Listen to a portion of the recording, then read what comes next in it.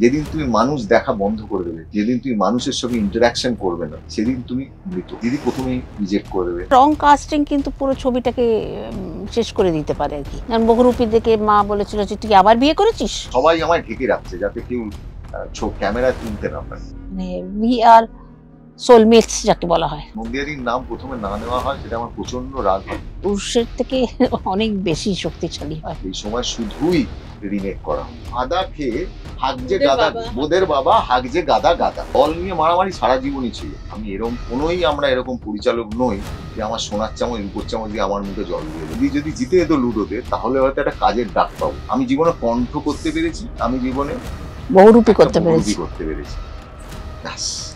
আর কিছু চাই না। আনন্দবাজার.com-এ আপনাদের সকলকে স্বাগত। আমি অনস্বরা রয়েছে আপনাদের সঙ্গে, আর আমার সঙ্গে আজকে যারা দুজন রয়েছেন, বাংলা সিনেমার দর্শকদের আবার হলমুখে করার পিছনে তাদের অবদান অনস্বীকার্য। শিবপ্রসাদ মুখোপাধ্যায় এবং নন্দিতা রায়, স্বাগত তোমাদের। এই যে এইটা নিয়ে ছবি হতে পারে, এই ভাবনাটা কিভাবে তোলো? কারণ অনেক সারাদিন প্রচুর আমরা খবর দেখি এবং দৈনন্দিন জীবনে তুমি তো মানুষদেরও চরিত্রগুলো দেখো এবং তাদের মধ্যেকার বিষয়গুলো তুলে আনো, তো সেইটা কিভাবে? ও আমাকে প্রচুর কনসেপ্ট পাঠায়, প্রত্যেক দিন একটা তো পাঠাবেই, একটার থেকে অনেক বেশি হয় অনেক সময়। তারপর আমি সিলেক্ট করি ওর পাঠানো কনসেপ্টের মধ্যে কোনটা আমার মনে হয় ভালো ছবি হতে পারে, আর কোনটা ডেভেলপ করতে পারবো আমি, হয়তো অন্যরা পারে, কিন্তু ওর যে কনসেপ্টটা ও পাঠিয়েছে তার থেকে আমি একটা ভালো ছবি ডেভেলপ করতে পারবো, সেটা আমি আগে ভেবে নিই। যদি মনে হয় না এটা ঠিক জমছে না, তখন বলে যে বাজে কনসেপ্ট, পাঠিও না। তখন শিবুদার রিয়াকশন কি থাকে? আবার পাঠাচ্ছি। না মানে এই দেখার চোখটাও তো একটা দূরদর্শিতার ব্যাপার, যে মানে আদৌ এটা নিয়ে ছবি হতে পারে কিনা। এলিমেন্ট ধরো তুমি পরে অ্যাড করলে, কিন্তু পার্টিকুলার একটা ইস্যু ধরে এগোনো এবং সেটার সাথে একটা সামাজিক বার্তা দেওয়া, তুমি কিভাবে দিদিকে রাজি করাও সেটা জানতে চাইবো। আমি যখন নান্দিকারে আমাদের যখন থিয়েটার ওয়ার্কশপ হতো, তখন একটা জিনিস বলা হতো যে যেরকম একজন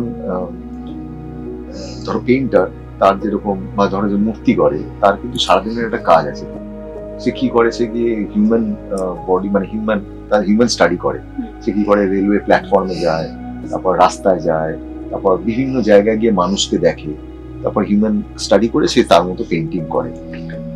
আমরা একজন অভিনেতারও কাজ কিন্তু সেরকম। আমাদের বলা হতো যে তুমি আজকে 4 ধরনের হাঁটা তোমাকে দেখাতে হবে, তো তুমি হাঁটাগুলো পাবে করতে, তা তো মানুষ দেখতে হবে। কেউ একটা লোক এরকম এরকম করে হাঁটছে, কেউ লোকটা এরকম সোজা ভাবে হাঁটছে, কেউ একটা হাঁটতে গিয়ে একটা পা টেনে হাঁটছে। 10 ধরনের ভাবা। আমাদের ওটা তখন ছিল কম্পিটিশন, 10টা কিরম ভাবে ভাবনা হতে পারে, কে এরকম ভাবে ভাবছে, কে এরকম ভাবে ভাবছে, কেউ এরকম ভাবে ভাবছে, কত ধরনের ভাবা। এটা কি হচ্ছে, এটা লাইব্রেরির মতো তোমার কাছে তুলে রাখা। ঠিক তেমনি ভাবে যে লোকটা গল্প লিখবে, তাকেও কিন্তু প্রত্যেকদিন এইটা করতে হবে, তোমার চোখ কান খোলা রাখতে হবে। আমার চারপাশে প্রত্যেক দিনের মানুষরা, তারা আমার কাছে ইম্পর্টেন্ট। যেদিন তুমি মানুষ দেখা বন্ধ করে দেবে, যেদিন তুমি মানুষের সঙ্গে ইন্টারাকশন করবে না, সেদিন তুমি মৃত। তুমি মানুষ না দেখলে, তুমি মানুষের গল্প না শুনলে, তোমার ভেতরে আর কিছু নেই, শেষ। সেটা নিয়ে তখন দিদিকে জানা, দিদি প্রথমেই রিজেক্ট করে দেবে। তারপর দিদির একটা জায়গা হয়, দেখি কতটা জেদ থাকে যে আমি ওটার উপর কি আর কি করতে পারি। তারপর একটা গল্প তৈরি করবার চেষ্টা হয়, যে গল্পের জন্য অনেক কিছু দিয়ে আমি দিদিকে কনভিন্স করবার চেষ্টা করি, দিদি দেখুন এর ভেতরে মেটেরিয়াল আছে, দেখুন এটা হতে পারে। দিদি তারপরেও বলবে না এটা হয়নি, কি এ দিদি হয় না গল্প কোন। আচ্ছা, কে বেশি জেদি, দিদি তুমি না শিবুদা? তোমার কথা বললো জেদের, তাই জন্য আমি এই কথাটা বললাম। আচ্ছা এটা বলো যে এটা তো সবই পরীক্ষামূলক, কারণ এই যে ইস্যুগুলো আদৌ ক্লিক করবে কিনা সেটা তো একটা পরীক্ষার জায়গায় থাকে। এই পরীক্ষামূলক জায়গায় কতটা টেনশন থাকে যে আদৌ মানুষ এটা নেবেন কিনা বা আদৌ ক্লিক করবে কিনা? টেনশনটা মানে ক্লিক করবে কিনা সেটা মানে ছবি বানানোর উপরে ডিপেন্ড করে। যখন ছবিটা বানাচ্ছি তখন যে ধরনের আমরা চ্যালেঞ্জেস ফেস করি, সেটা টেনশন থাকে আমার। মানে আমি ঠিক করে আমার গল্পটা ঠিক করে বলতে পারছি কিনা ইজ ভেরি ইম্পর্ট্যান্ট। সেই চ্যালেঞ্জটা হচ্ছে শুটিং টাইম, চ্যালেঞ্জটা হচ্ছে কাস্টিং, তুমি ঠিক কাস্টিং করতে পারছো কিনা। একটা রং কাস্টিং কিন্তু পুরো ছবিটাকে শেষ করে দিতে পারে আর কি। কাস্টিং কি দুজনে মিলে হয় নাকি একজনের দায়িত্ব থাকে? দুজনে মিলে। এগুলো সব ইম্পর্টেন্ট ডিসিশনসগুলো সব আমরা একসাথে করি। আমার মনে হয় আমার কাছে চ্যালেঞ্জিং এবং এক্সাইটিং এবং থ্রিলিং এবং টেনশনের জায়গাগুলো হচ্ছে সেখানে আমি ঠিক লোকেশন চুজ করতে পেরেছি কিনা, আমি ঠিক লোকেশন পাচ্ছি কিনা, that is also very important. একবার ছবির শুটিং হয়ে যাওয়ার পরে তারপর আমার কোনো টেনশন থাকে না, মানে ইটস ডান। এবার আমার হাতে চলে এলো ছবিটা, আমি জানি যে আমার হাতে এবার এডিটিংটা আছে, পোস্ট প্রোডাকশন কোনো চিন্তা নেই। শিবুর টেনশনটা তারপরে আরম্ভ হয়, ছবিটা শেষ হয়ে যাওয়ার পরে আমারটা শেষ হয়ে যায়, তারপরে শিবু টেক্স ব্যাটনটা ওকে পাস করে দিই আমি। আচ্ছা, মানে শুটিং এর সময় শিবুদার কম টেনশন? একদম কোনো টেনশন নেই। আচ্ছা, খুব সুন্দর শুটিং করে। মানে এটা নিয়ে নিশ্চয়ই তোমার একটা বিষয় আছে যে শিবু শুধু আমার ছবিতেই অভিনয় না, করবে? একদমই না। নেই, আমি কখনো সেটা বলিনি যে আচ্ছা। আমার ছবি, ও সেটা প্রেফার করে, সেটা ওর ব্যাপার। না, শিবুদা কি বলবে এটা নিয়ে? কারণ তোমার কাছে অনেক অফার আসে আমি জানি, কিন্তু তুমি নাও না। একটা জিনিস হচ্ছে, যতটা সময় একটা সিনেমা করবার জন্য দিতে হয়, আমি একটাই কথা বলবো যে তোমাকে মার্কেটিংও করতে হবে, তোমায় প্রডিউসারও হতে হবে, তোমাকে সব জিনিসটা করতে গেলে যতটা সময় যায় সেই সময়টার পরে আর কিছু করা যায় না। তো সেটাতে যদি তুমি মন দিয়ে ওটা করো, পুরো গোটা সিনেমাটাকে তুমি যদি কমপ্লিট করো, তারপর তুমি আর মার্কেট বছরে একটা সিনেমা করবার পরে সেকেন্ড ছবি করাটাই খুব ডিফিকাল্ট, প্লাস অন্য বাইরে কাজ করাটা মানে খুব কঠিন। আমি বহু ছবি আমার কাছে, বহু ওয়েব সিরিজ এসছে, বহুবার এসছে, সব ধরনের সব জায়গার থেকে কাজ এসছে। আমি বলবো আমি ভাগ্যবান, জানি না, আমার কাছে কাজ প্রচুর এসছে কিন্তু আমি করতে পারিনি। আমি আমার কোম্পানিকে ভীষণ ভালোবাসি, আমি আমার কাজকে খুব ভালোবাসি, আর ওইটুকু, তার থেকে বেশি আমি চাই। এতটার পরে তুমি তোমার পরিবারকে সময় দেওয়া এবং আমার মাকে আমাকে সময় দিতে হবে, আমি দিয়ে আমি পারবো।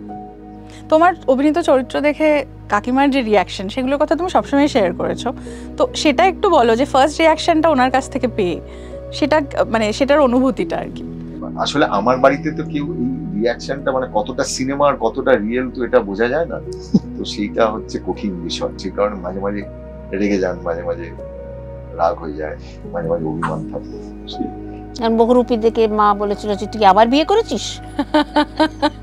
এবং বহুরূপের ওই চরিত্রটা, আমি যেটা নিয়ে অভিনেতার সত্তা নিয়ে যেহেতু কথা হচ্ছে, ওই যখন তুমি প্রথম স্ক্রিনে ওই শিবুদাকে ওই বেশে দেখলে, মানে যেটা ক্লাইম্যাক্স, এবং তখন একটা অ্যাক্সিডেন্টও হয়েছিল আমরা দেখেছি, তো প্রথম তোমার রিয়াকশনটা বলো, মানে তুমিই তো ভেবেছিলে। আর তোমার আয়নায় দেখে?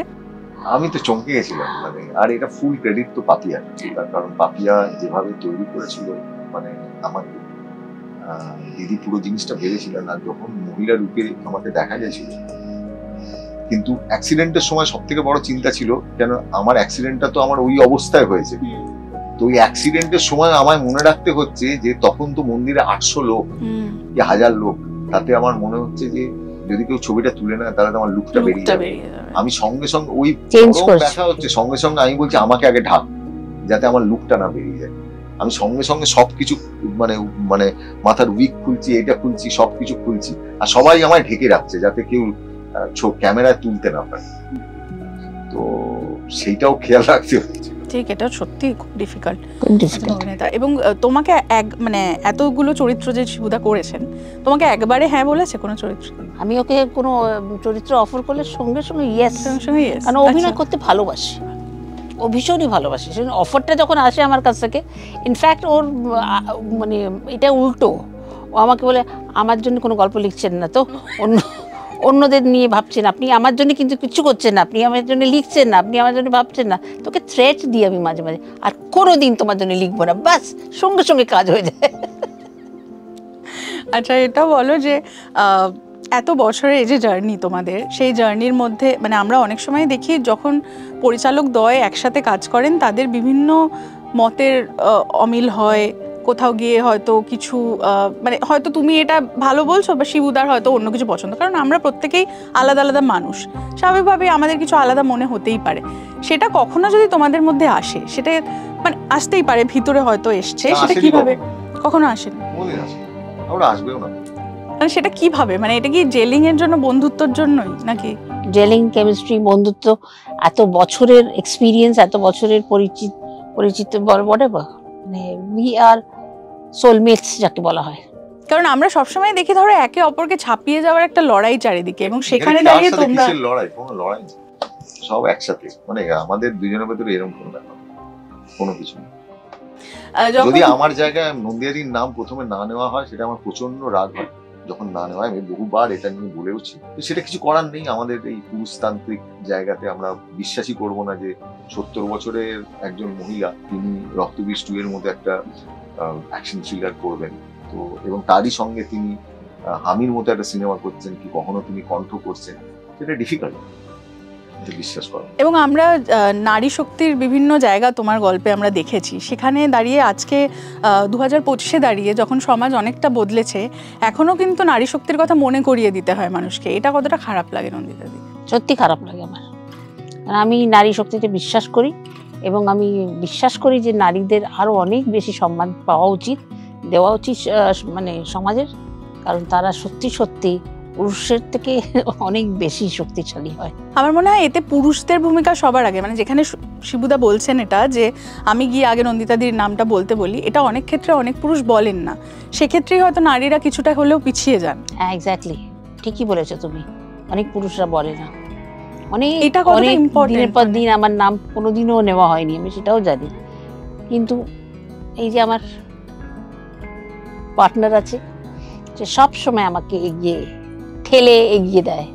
আমি যেরকম সারাক্ষণ পেছনে থাকতে ভালোবাসি, না এগিয়ে এসো, তার জন্য আমি খুবই কৃতজ্ঞ। এবং এই যে মিউচুয়াল শ্রদ্ধা এবং ভালোবাসাটা যেটা আমাদের মধ্যে আছে, সেটা is one of the reasons. এবং আমার মনে হয় দাদা, এটা তো কাউকে শেখানো যায় না বা শিখিয়ে দেওয়াও হয় না।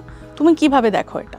এটা তো স্বাভাবিকভাবে আসে আর কি। দেখো, একটা পার্টনারশিপের ভেতরে কোনো একজন সামনে এসে কথা বলে আর যে মুখপাত্র হয়ে থাকে, আর একজনের ক্ষেত্রে মানে ধরো জাভেদ আখতারের ক্ষেত্রে, সেলিম জাভেদের ক্ষেত্রে সেলিম সাহকে আমরা খুব কম দেখতে পেয়েছি, আমরা জাভেদ সাহকেই বারবার দেখেছি। কিন্তু তাই বলে কি আমরা জাভেদ সাহ কি কখনো সেলিমজির কথা বলবেন না বা সামনে আসবেন? তো এটা এক্স্যাক্টলি তাই, মানে যদি দুজন একসাথে কাজ করে তখন অন্য একজনের যে মুখপাত্র হয়ে কাজ করে তার দায়িত্ব হয় যে অন্য একজন যে সাইলেন্ট পার্টনার হিসেবে বা পেছনে সাপোর্ট করে বা সামনে আসতে চায় না। সবাই তো ওইভাবে থাকতে চায় না, তো তখন সেক্ষেত্রে তার দায়িত্ব বর্তায় যে অন্য একজনের কাজ, অন্য একজনের কীর্তি, অন্য একজনের দায়িত্ব, সে কতটা ওই জায়গাটায় কাজ করছে তার কথা বলা। ফিল্ম ইন্ডাস্ট্রিতে বারবারই আমরা দেখেছি আর কি, যে আমরা পুরুষ পরিচালকদের কথা অনেক বেশি বলা হয়, মহিলা পরিচালকদের কীর্তির কথা আমরা সেভাবে আমরা যত না দেখি, সেখানে পুরুষ পরিচালকদের কথাই বারবার দেখা হয়। তো সেই ক্ষেত্রে আমি বলবো যে এটা দেখাটা খুব খুব ইম্পর্টেন্ট এখন। পুরুষতান্ত্রিক আমরা সবসময় বলি তাদের, আমরা দোষারোপ করি, দোষ কিন্তু তাদের নয়, দোষটা হচ্ছে বাড়ির মায়েদের। মায়েরা এই জিনিসটাকে তৈরি করে, বাড়ির পরিবেশটা তৈরি করে। যখন মা খেতে দেয়, তার ছেলেকে আগে দেয়, তার স্বামীকে আগে দেয়, মেয়েকে লাস্টে দেয়, মেয়েকে পরে দেয়, তারপর সে লাস্টে সে নেয়। কখনো তুমি দেখবে না যে তার মেয়েকে আগে দিল, ছেলেকে পরে দিল। সব মেয়েদের মধ্যে এটা আছে। পুরুষদের বড় করে দেখা, তারা ভাবে যে একটা ছেলে জন্মালে একটা, এখনো আছে না, এখনো মেয়ে কটা পরিবার আছে, কজন আছে যে মানে একটা মেয়েকে ততটা দিক মানে করে আর কি, যতটা তার ছেলেকে এই করে না আর কি। তো আমার মনে হয় এটা না মেয়েদের দায়িত্ব বোঝানোটা। এই যে আমরা যেটা চাইছি, সমাজের ইকুয়ালিটিটা যেটা চাইছি পুরুষ এবং মহিলাদের মধ্যে, এটা কিন্তু মেয়েদের দায়িত্ব অনেকটা পড়ে। তুমি তাহলে তোমার এই জিনিসটা তাহলে তুমি তোমার বাড়ির থেকে তৈরি করো না। পুরুষদের দোষ না, মহিলাদেরই দোষ। মহিলারা মহিলাদের এই করে আর কি। বর্ডারের এপার আর ওপার, এই দুই বাংলার গল্প নিয়ে প্রচুর কথা হয়েছে লাস্ট কয়েক বছর যদি দেখি আমরা, স্পেশালি আগের বছর। তো কতটা রেলেভেন্ট এই মুহূর্তে দাঁড়িয়ে সিনেমাটা বলে মনে হচ্ছে? এই ছবিটা যে যখন প্ল্যান হয়েছিল বা যখন লিখতে আরম্ভ করেছিল, তখন আমাদের দু দেশের বন্ধুত্বটা অটুট ছিল। তখন এই আজকে যে পরিস্থিতিটা যেটা বজায় আছে, সেটা সেরকম ছিল না। এবং গল্পটার 2014-15 সালকে ওইখানে কেন্দ্র করে, কিন্তু মূলত গল্পটা একটা থ্রিলার। দেখো, আমাদের থ্রিলারের ভেতরেই রয়েছে যে সন্ত্রাসবাদীদের কোনো দেশ হয় না, তার একটাই লক্ষ্য সন্ত্রাস, মানে সেখানে দেশটা কোনো ইম্পর্টেন্ট হয় না। তো এইখানে গল্পের ভেতরে যেটা রয়েছে যে পঙ্কজ সিনহা সে দায়িত্ব নিয়েছে, সে কিন্তু সেন্টারে। এখানে কিন্তু এটা খুব সুন্দর, এই গল্পের ভেতরে কিন্তু যেখানে সেন্টার এবং স্টেট একসাথে একজোট হয়ে আবার আমাদের স্টেট পুলিশের তরফ থেকে তিনি রয়েছেন আমাদের সংযুক্তা মিত্র, যেটা মিমি চক্রবর্তী। এরা দুজনে মিলে কিন্তু এই সন্ত্রাসবাদী বা সন্ত্রাসের কার্যকলাপ যা কিছু আছে, যারা অনিষ্ট করতে চায় তাদেরকে আটকাবার চেষ্টা করছে। তো এটা হচ্ছে মূল গল্প, এটাই মূল গল্প। তার মাঝখানে আনুষঙ্গিক অনেক জিনিসগুলো উঠে আসছে। এটা যদি বলো যে আবিরদা এবং মিমিদির যে কেমিস্ট্রি, যেটা সংযুক্তা বলে ডাকছে, এবং এই ছোট ছোট খুব খুনসুটি রয়েছে, যেটা ভীষণ মিষ্টি, দর্শকের খুব পছন্দ, তো সেইটা তো নিশ্চয়ই এখানে ফিটছে। এবং হ্যাঁ হ্যাঁ, ওটা তো বীজ ছিল, এটাতে তো আরেকটু বড় হয়েছে পুরো ডান্স। এই অর্ডার ছাড়া বর্ডার ক্রস, এটা তো মানে সোশ্যাল মিডিয়ায় ভাইরাল, প্রচুর লোকে ডান্স করছে এবং সেগুলো সবার শেয়ার করছে। তো যখন গানটা বানিয়েছিলে, গানটার নেপথ্যে কিছু গল্প ছিল, একটা আইটেম, একটা গান থাকবে, তো সেটা নিছক একটা আইটেম গান থাকবে নাকি তারপরেও একটা অন্য আরো অনেক বড় কোনো কথা বলা হবে, বা সেই গল্প সেটাকে নিয়ে একটু অন্যরকম কিছু হবে। আগের বার যখন আমরা বহুরূপীর গান করেছিলাম, সেখানে বহুরূপীদের ছড়া প্রথমবার ছিল, সেটা একটা মজা তৈরি করেছিল। সেইটা ছিল আগের বারের লিরিক্সের তখন হিট লাইন ছিল, এই বেশি তাকাস না, বিয়ে দিয়ে দেবো কেন্দে মরে যাবে। তো ময়দা মুখো, যে ওটা ভীষণ মাটির গান ছিল। এটা যখন করছি তখন এটা সমসাময়িক কথাবার্তা অনেক কিছু বলছে কোথাও, তাহলে একটা গানটা থেকে যায়। গানটার ভেতরে এমন কিছু হওয়া উচিত যাতে গানটা থেকে যায়। মিমির বিকিনি পরা যে ছবি, সেটা ভাইরাল হয়েছে, কারণ ট্রেলারেও আমরা দেখতে পেলাম একটু বেশি অংশ, কারণ তার আগে এতটা দেখতে পাইনি। তো সেটারও তো প্রচুর ফিডব্যাক, মানে অনেকে বলছেন বলিউডে দীপিকা পাড়ুকোন থাকলে আমাদের এখানে মিমি চক্রবর্তী আছে। সেটাই তো হওয়া উচিত, সেটাই তো হওয়া উচিত। সিনেমা বানানো বা সিনেমা তৈরি করাটা একটা, তুমি একটা কেমিস্ট্রি ল্যাবে রয়েছে, তুমি এটা মেশাচ্ছ এবং ওয়েট করছো ওই রিয়াকশনটা দেখার। আর ওই মজাটা যখন চলে যাবে তখন তোমার সিনেমা বানানোর কোনো মজা থাকবে না। আমি চলে যেতে চাই আরেকটু পিছিয়ে। আমাদের এই মানে আমাদের খুব দুর্ভাগ্য, আমি তোমায় বলছি, আমাদের ফিল্ম ইন্ডাস্ট্রিতে একটা সময় আমরা যখন সিনেমা তৈরি করতে শুরু করি, সেই সময় শুধুই রিমেক করা হতো। এবং যেহেতু দক্ষিণী সিনেমার এই যে কপি করা হতো, তাতে যেটা ক্ষতি হয়েছে কি বলতো, দীর্ঘদিন ধরে আমাদের এখানে এই যে কমার্শিয়াল সিনেমা বা বড় সিনেমা বা ভালো সিনেমা, অন্য ধরনের সিনেমা, এমনি কোনো সিনেমা লেখবার ক্ষেত্রে যে চিত্রনাট্যকার, তারা তো বুঝতেই পারছে না। তোমাকে তো একটা সিনেমা তুমি লেখবার পর তো দর্শককে রিজেক্ট করতে দাও, কিন্তু তুমি তো তখনই বুঝতে পারবে তোমার যে পরীক্ষাটা কাজ করলো না, বা তোমার যখন হিট করলো, বা কোনটা হাসছে কোনটা কাঁদছে সেটা তোমার জানতে হবে। তুমি যদি রিমেক করো, তা ওটা তো তোমার তৈরি করা কিছু জিনিস নয়, তা তুমি তো ওটা লেখনি, তো তুমি তো তৈরি করছো না। তাতে যেটা ক্ষতি হচ্ছে, তুমি একটা কোরিওগ্রাফার তৈরি হচ্ছে না। ধরো তুমি ওইটারই যদি দৃশ্যায়ন করো, তাহলে একটা কোরিওগ্রাফার তৈরি হচ্ছে না। তাহলে ধরো যে গান কম্পোজ করছে, সেই নতুন কম্পোজার তো তুমি তো তাকে রিমেক করতে বলছো, তাহলে যেটা কি হচ্ছে, তুমি তো কম্পোজার তৈরি হচ্ছে না। বহুরূপীর গান যখন আমরা নিচ্ছি, তখন ওখানে কথা ছিল আদা খেয়ে হাগজে গাদা, বোদের বাবা হাগজে গাদা গাদা। সত্যি চিন্তায় ছিলাম আমরা যে হাগজে গাদা গাদা মানে ওই কথাটা বলবো তো লোকে যদি রিজেক্ট করে, এরকম কথা শিবু বলেছিল, লাস্টে বলেছে ওইটা দিদি, আমি বলছি যে ওটা, আমি ভাবছি দিদি ওটা বাদ দিয়ে, ওরা তো ওরম ভাবেই কথা বলে, তুমি যদি ওটা বাদ দিয়ে দাও, ওর তো এসেন্সটাই চলে যাবে, ওটাই থাকবে। আমি বললাম দিদি তবু একটু অল্টারনেটিভ। আমার তো চিন্তা থাকে যে সেন্সারে যদি আমাকে কিছু, আমি অবাক হয়ে গেলাম, সেন্সার অধিকর্তা বা এখানকার যারা রয়েছেন তারা বললেন যে মানে ওটা দুর্দান্ত হয়েছে, এবং এইটাতে অবাক কাণ্ড। তো আমি বলছি যে এই যে তুমি একটা নতুন এক্সপেরিমেন্ট করলে এবং সেটা মানুষের ভালো লাগলো, এই যে অর্ডার ছাড়া বর্ডারে আমরা নতুন, হতেই তো পারে মানুষ রিজেক্ট করুক না। যদি তুমি একটা নতুন জিনিস করলে, সেটা রিজেক্ট করলো, সেটা তুমি তো দেখলে যে তার ভেতরে তুমি সেখান থেকে তোমার একটা জিনিস হলো, তোমার পরীক্ষা চললো না, ভালো হোক না। এই ইন্ডাস্ট্রি একসাথে বসে একটা জায়গায় আলোচনা করা, এবং সেটা কতটা ফ্রুটফুল হবে বলে মনে হচ্ছে চারটে ছবির জন্য? প্রত্যেকটা আজকে সিনেমা তারা প্রাইম টাইমে শো পাবে। হ্যাঁ, আমরা যখন সিনেমা করেছিলাম, প্রথম সিনেমা ইচ্ছে, আমরা কিন্তু প্রাইম টাইমে শো পাই, কোনো জায়গায় পাই। তুমি তো খুব ভালো করে জানো। তো আমাদের শো দুপুরবেলা শো পেয়েছিলাম, বহু জায়গা থেকে নামিয়ে দেওয়া হয়েছিল। আজকের দিনের যারা প্রথমবার ছবি পরিচালনা করছে, তাদের ক্ষেত্রে কিন্তু আমি বলবো এই যে প্রাইম টাইমে তারা শো পাচ্ছে, কোথাও 5টা, কোথাও 7টা, কোথাও 6টা, আমরা পাই। আর পুজোতে রইল পড়ে, পুজোতে 4টে সিনেমা। এখানেও আমি বলবো যে সেটা তো কমপ্লিটলি ডিপেন্ড করছে হল মালিক যারা রয়েছেন, তারা কিভাবে শো দেবেন। তাদের যদি মনে হয় রক্তবীজটু যোগ্য তারা জায়গা দেবেন, আর যদি মনে হয় যে না অন্য কোনো সিনেমা যোগ্য তাকে জায়গা দেবেন, তাদের ব্যাপার। না আমি বলছি এই প্রতিযোগিতাটা কতটা থাকা উচিত বলে মনে হয়? পুজোতে এরকম ভাবে সিনেমাগুলো থাকবে, লোকে দেখবে, তো আমি বলবো সবগুলো বাংলা সিনেমাই দেখবেন, আর রক্তবীজটুটা মানে পুজোতে 4 দিনের মতো 2 দিন দেখুন। আখেরে বাংলা ছবির জয়, সেটাই হচ্ছে আসল বিষয়। একদম তাই, একদম। মূল লক্ষ্য যাতে যে মার্কেটটা ছিল পুজোতে, যদি এইটুকু মার্কেট থাকে, মার্কেটটাকে আরো বড় করো। এবং আমার মনে হয় যেটা তুমি বললে যে ইচ্ছের সময় সেই সুযোগটা ছিল না, বা তারপরেও অনেক ছবিতে ছিল না, সে সময় ছিল না, আজকেও নেই।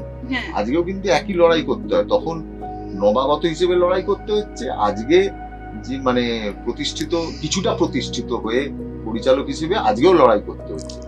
তোমার হল নিয়ে মারামারি সারা জীবনই ছিল, তখন একেবারেই পেতাম না, এখন তবু পাওয়ার জায়গায় আছে, আছে ঠিক আছে দেখা যাবে, এই হচ্ছে ব্যাপার। এরকম নয় যে তুমি আজকে আমাকে কি শোনো, আমি বা নন্দিয়াদি বা আমরা মানে অদ্ভুত ভাবে ভাগ্যের জায়গায়, আমি এরকম কোনোই আমরা এরকম পরিচালক নই যে আমার সোনার চামচ রূপোর চামচ দিয়ে আমার মুখে জল দিয়ে দেবে বা আমাকে খাইয়ে দেবে। এভরি ডে তোমায় সে লড়াই করতে হবে, প্রত্যেক দিন প্রমাণ করতে হবে। আগের বার বহুরূপী বানিয়েছি বলে এবছর আমাকে হল দেবে, সরি ভুলে যাও, 100% দেবে না জেনেই আমাকে এগোতে হবে। তাতে যদি দিয়ে দেয় আমি ভাগ্যবান। আবার এই পুজোয় যদি আমি ভালো করি, পরের পুজোয় যে আমায় দিয়ে দেবে একদমই নয়, আবার পরের পুজোটা নতুন দেখবো, দেখা যাক কি হচ্ছে। ব্যাপারটা এরকম, সবটা নির্ভর করছে হল মালিকদের। কিন্তু একতা কতটা আছে ইন্ডাস্ট্রিতে এই মুহূর্তে দাঁড়িয়ে বলে মনে হয়, মানে সবার মধ্যে একতা যেটা? হ্যাঁ হ্যাঁ, কেন থাকবে, এখন সবার ভেতরে আছে, সব সময় আছে, সবার জায়গাতে সব রকম ভাবে আছে। এইটুকুনি তো ইন্ডাস্ট্রি। তোমাদের এই পথ চলা, এত বছরের পথ চলার মধ্যে সকলেই আনন্দের গল্পটা বলে বা সফলতার গল্পটা বলে, কি কি পেরিয়ে এলে, মানে সেটা যদি ছোট করে জিজ্ঞেস করি, সেটা যদি একটু বলো। বাবা প্রচুর, এ তো পুরো একটা ইতিহাস, ছোট করে কখনো বলা যায়, যেটুকু যে বিষয়গুলো তোমাদের ঠেলেছে আমার মনে হয়। তোমায় বলবো বরঞ্চ উল্টো জিনিস, যে ভালোবাসা পেয়েছি মানুষের কাছ থেকে। আমি বলবো যে আমি এবং নন্দিয়াদি আমরা আমাদের সিনেমাই আমাদের মূল পেশা, সিনেমার বাইরে আমাদের আর কোনো রকম পেশা নেই। একটা সিনেমা বানাই বা বছরে যা সিনেমা বানায়, সেই সিনেমা চলে, সেই সিনেমা থেকে যা রোজগার হয়, তারপরে আবার সিনেমা করবার জায়গা পাই। দর্শকের কাছে ঋণী, ঈশ্বরের কাছে ঋণী, এবং যে তারা আমাদেরকে এখনো টিকিয়ে রেখে দিয়েছে। এবং আমি বলবো যে এটা অপার করুণা ঈশ্বরের এবং ভগবানের আশীর্বাদ এবং দর্শকের আশীর্বাদ এবং দর্শকের ভালোবাসা। এত বছর ধরে তারা আমাদের তাদের ভালোবাসা দিয়ে গেছে, না হলে এটা সম্ভব হতো না। আক্ষেপ রয়েছে কোনো? 1 ইঞ্চি যতটা পেয়েছি আমি আমার ক্ষেত্রে বলতে পারি, আমরা যখন সিনেমা করতে পারতাম না, প্রত্যেকদিন নন্দিয়াদি, আমি আর আমার যারা আরো 2 জন আছে, আমরা লুডো খেলতাম। লুডো খেলে ভাবতাম দিদি যদি জেতে তাহলে হয়তো একটা কাজ পাবো। জোর করে জেতাতো, আমি জোর করে জেতাতাম, কারণ দিদি যদি জিতে যেত লুডোতে তাহলে হয়তো একটা কাজের ডাক পাবো। ব্যাপারটা এরকম ভাবে দিন, মানে এটা লাকি ভেবে, হ্যাঁ ওরকম ভাবে দিন শুরু হয়ে গেল। সুতরাং আমি বলছি যা পেয়েছি ভগবান মানে প্রচুর দিয়েছেন। আমি বলবো অনেক বেশি পেয়েছি। আমি অভিনেতা হিসেবে আমি বলবো যে আমার তো জীবন হয়ে গেছে, মানে আমার যা পাওয়া হয়ে গেছে, ওটা কমপ্লিট। তার থেকে মানে বেশি পেয়ে গেছি, তার থেকে যদি আরো এরপরে যেটা পাবো সেটা বোনাস পাচ্ছি। আমি জীবনে কণ্ঠ করতে পেরেছি, আমি জীবনে বহুরূপী করতে পেরেছি, আর কিছু চাই না। একজন অভিনেতা এর থেকে ভালো চরিত্র হতে পারে হয়তো, কিন্তু আমি পেয়ে গেছি। তো আমি পেয়েছি, ভগবান দিয়েছেন, ঈশ্বরের আশীর্বাদ সব পেয়ে গেছি, দর্শকের ভালোবাসা সব পেয়ে গেছি। হ্যাঁ দিদি মনে হয় এটা তো খুশি নয়, কেন আরো তো চরিত্র করতে হবে। নিশ্চয়ই। আপনি লিখছেন তো? হ্যাঁ, ওর জন্য লিখবই।